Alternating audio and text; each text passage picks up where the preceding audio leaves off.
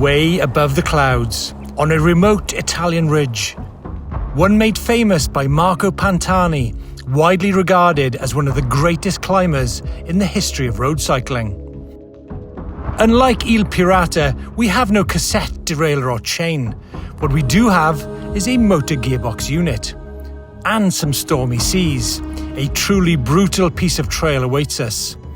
Ours then a potential bike-breaking journey, but on an eMTB that is said to offer increased durability and a silent ride. But more than this, it's handmade with aluminium in a garage in a remote part of Germany. Some people might call it unconventional, others might call it real. Welcome to Northern Italy with the Nicolai Saturn 16 MGU. So let's take a quick reality check for just a second, because this bike is a collaboration of immense know-how. A bike crafted lovingly in a super high-tech factory, powered by Pinion, out to revolutionize bicycle gear shifting, and connected by Gates, a global corporation pushing the boundaries of material science with over 120 locations in 30 countries. A revolutionary bike in some radical terrain. Wow, what an incredible location, the Col di Fauniera. Now bear with me on the mudguards, because we're about to take on this incredible traverse of the mountain. We're about 6,000–7,000 feet up here, and I think this Explorer build, which Nicolai have sent us, is the perfect tool for taking on this trail.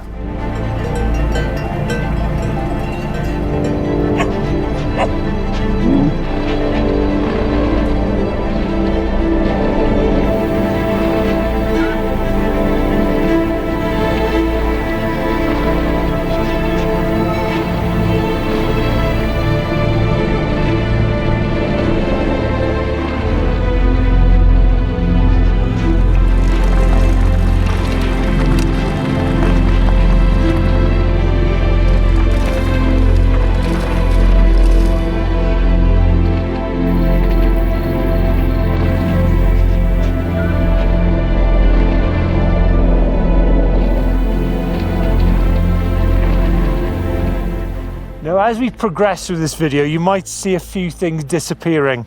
The first is going to be the mudguards and the rack, because we're going to metamorphose this bike into full-on enduro mode. And also you might see me disappearing because I've got a bit of an injury, so you might see AD behind the bars.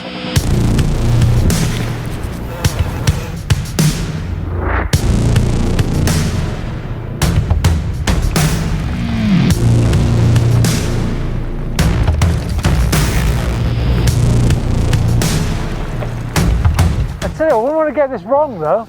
I gotta say, there is a little bit of exposure to the left hand side, and there is a danger of pedal strike on the right, so it could high side quite easily. But what a trail! What a trail!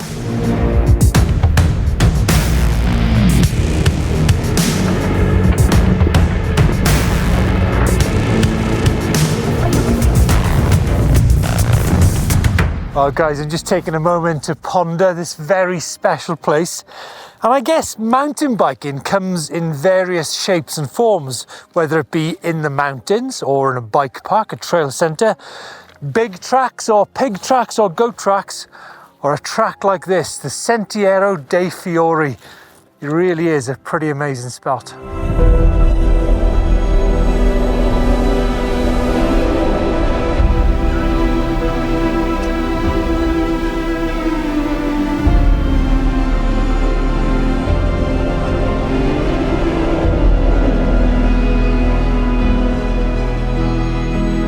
We're certainly rare breeds in terms of clothing too, and we all have very different ideas of what mountain biking is and where to ride.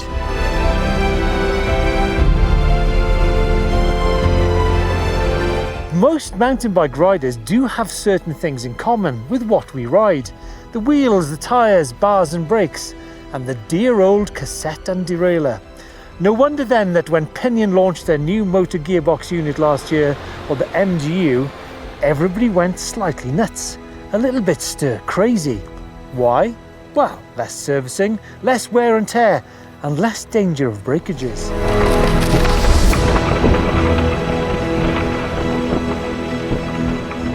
Now, when Pinion first launched the MGU, we reserved making big game-changing headlines on the channel simply because, well, we'd not ridden one.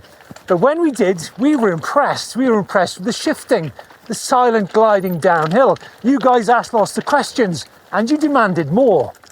And then, well, Nicolai launched the Saturn 16 MGU in May in Italy. A stunning looking aluminium bike with an alternative philosophy on sizing, beautifully crafted and sporting that Pinion MGU with the Gates carbon drive, the link between drive unit and rear wheel.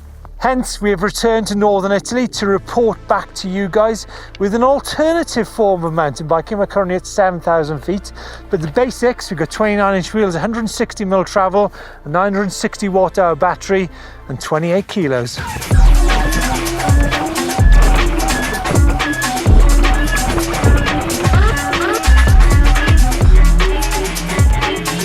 Wow, the exposure back there was absolutely all time. Whatever you do, don't show the wife that section. But this trail, folks, really is stunning. What a traverse this is.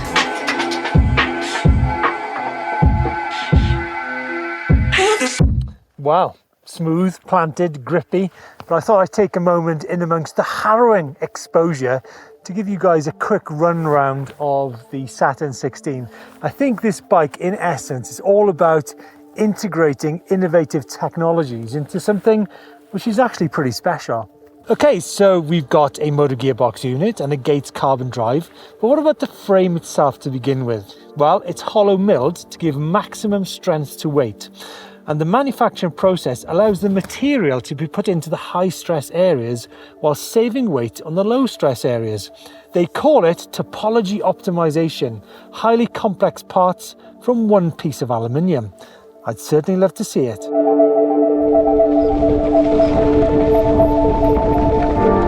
But in as much as the shape and purpose of this 160mm travel 29-inch wheel e-enduro bike is like some other bikes, this bike certainly isn't like any other bike.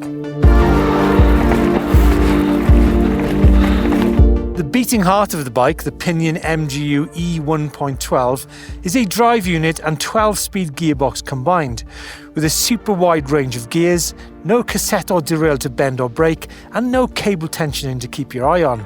Everything is protected from dirt and water, moisture and trail debris. Now, getting the power to the rear wheel is actually done by the Gates carbon drive, but the way the suspension works means the distance increases between the bottom bracket and the rear wheel axle, hence the custom belt tensioner.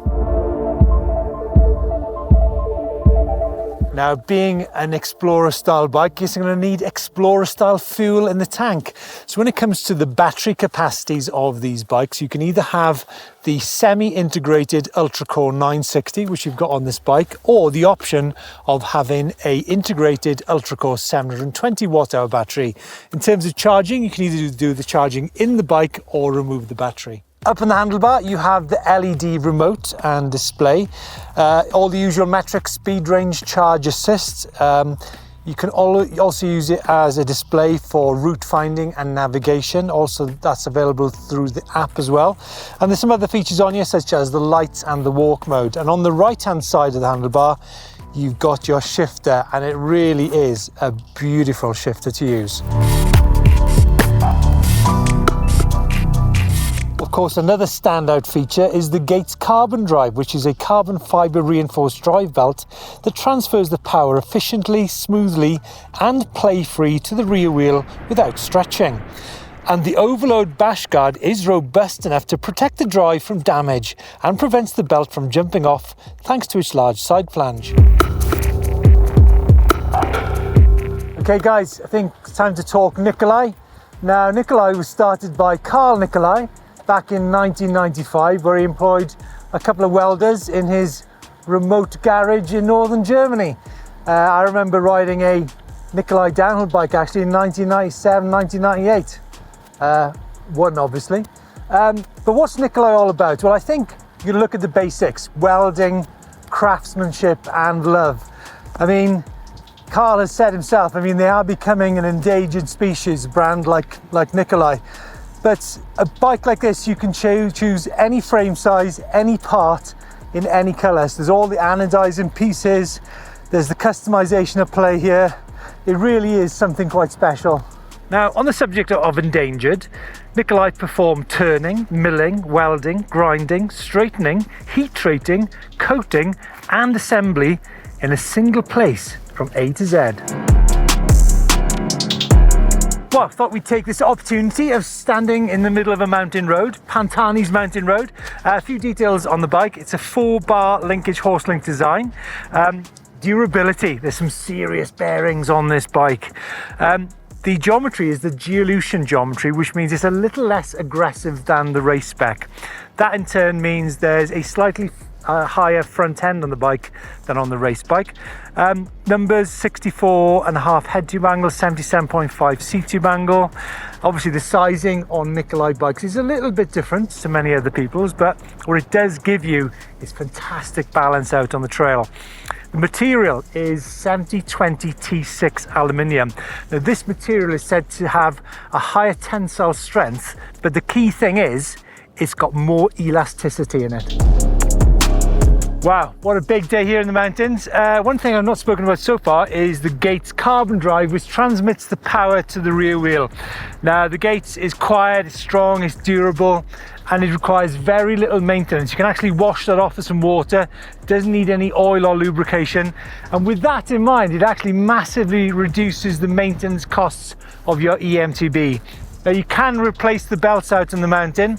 Now one thing I've been really conscious about today is the fact that there's no derailleur to brake, and it really does enable you to ride a little bit more freely. So all parts brake on bikes, wheels, tires, brakes, you name it. So when you've got an expensive part like a derailleur, which sometimes can be like, £700, there is a peace of mind with having a system like this. I've had a great time, and as I mentioned, when you're descending downhill, it is super quiet as well. You can hear the grip of the tires.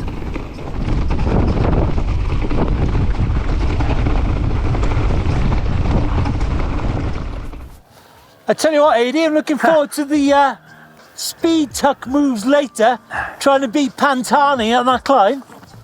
Well, we'll have a try. Hey, but seriously, your first impressions to the audience? Do you know what?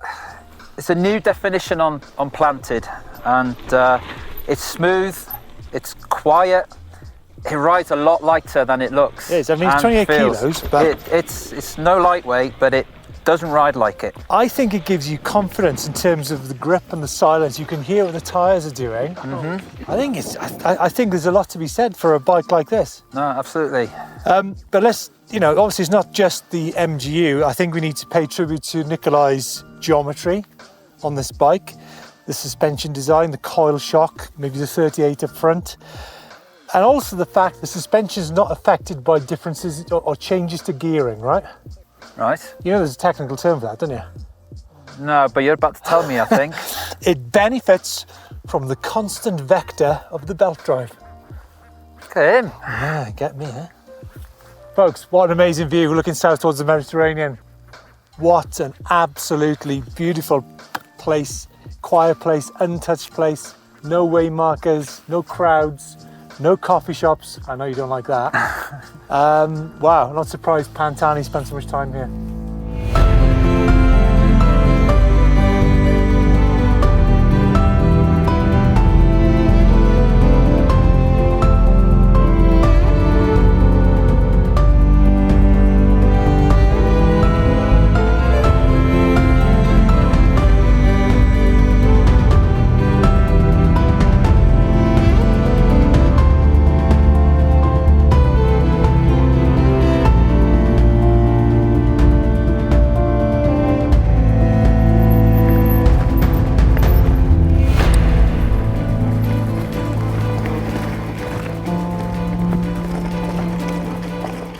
Wow, what a cool place to camp.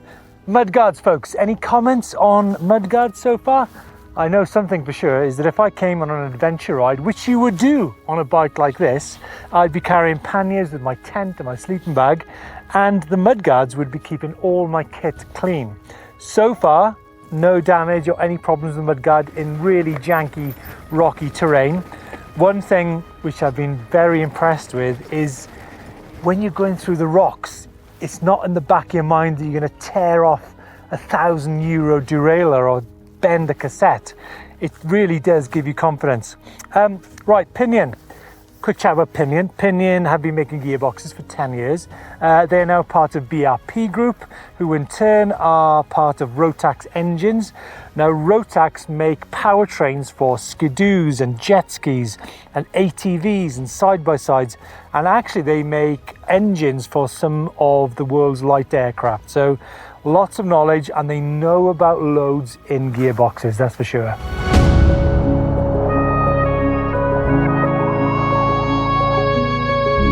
Everything is in one box here. The motor, the gearbox, sensors and controllers.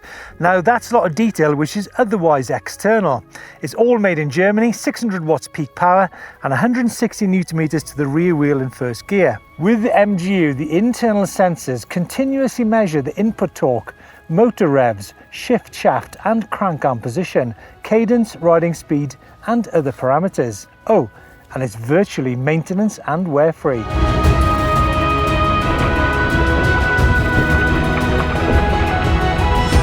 AD, what a place, what a bike. I mean, it is quite different in many respects, isn't it? Oh, it is, yeah. We've looked at the downhill, the off-the-charts downhill potential of this bike. We've not actually talked about gearing in detail. And one thing I will point out to you guys is that please go and have a spin of the Pinion MGU, because it is quite different to other drive units out there in terms of its operation. In terms of the detail, AD, there's so many features on here. Obviously, it's got the traditional eco, fly, flow and flex modes, but it's also got an automatic mode as well, right? Which is easy to access by just holding this button here for 2 seconds. But there's two other features I want to talk about first. One is Pre.Select. Pre.Select is, it's like it changes the gear for you, right? Yeah, it does. So if you're coasting, yeah. So if you're going downhill, you'll hear it go, and it'll. So when you want to put a pedal turn in, you've got the right gear in there. Yeah, I guess it's like when you come to a switchback, it goes isn't it? And you're instantly in the right gear. Yeah, you do. When you're braking into it, you can hear it go, ready for you to pedal out. So you're always in that right gear. Yeah. And then you got Pre.Select, which is you come to a standstill and you actually choose the gear you want to start off in, right? Yeah, quite handy. You might not use it as much in mountain biking, but if you're on the road or something and you're in 10th and you hit a light, it'll go into second or third or wherever you've selected. Remember that auto shift, that is fully automatic shifting, is a great feature for certain types of riding and gives you absolute peace of mind on forest and gravel roads. And the ability to switch between auto and manual is really simple. I think coming back to what I said about people trying the bike out is because we all ride at different cadences and different speeds as well, and we'll ride in different environments. So the ability to select the cadence is really cool, because you'll be spinning along and the bike drops or raises the gear depending on your cadence, doesn't it? It does, yeah. That's what defines how the auto works. Yeah. Just one question for you. I'm a bit of a control freak. I actually prefer manual shifting, and I think in as much as automatic shifting is fantastic, I think on consistent terrain, yeah, I'd use manual on some of the I think we're going to show you guys some of the techie terrain in a minute. Would you go for that? Well, yeah, to be honest, all these systems are reactive. It can only knows what's happening through the wheels and how fast you're going. It can't tell you, oh, I've got a big techie climb coming up. But that is where this bike excels, right? The ability to kind of pause and go again, isn't it? Exactly, yeah, and you just hold that button and you're straight into it. Yeah. So, yeah. Folks, I think we're going to demonstrate that feature now. Okay, guys, we've been set a challenge by Nick and AD, and to see how fast I can react and the bike can react to a radical change in terrain. So I can see them change there, so changing down gear. And that is something you cannot do on a derailleur system.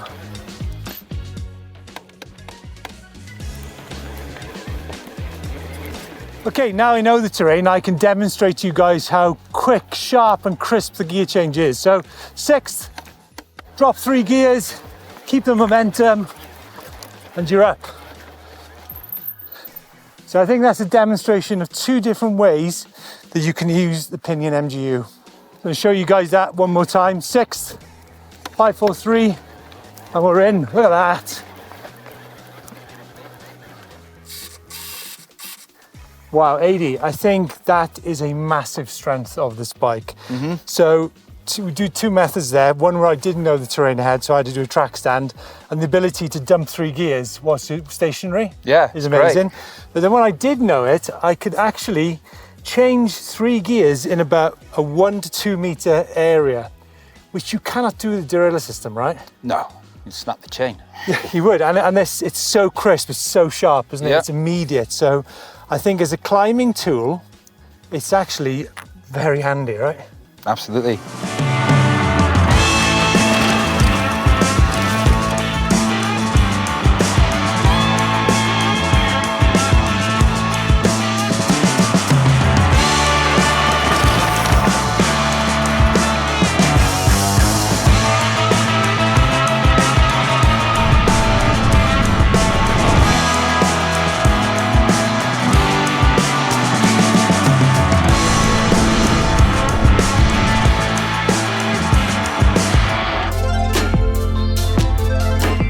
Food, finally. Wow, what a day.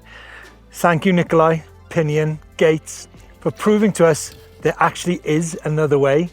The confidence a bike like this can give you through stability, grip, and silence really is an eye-opener. One last thing, ladies and gentlemen. Marco Pantani.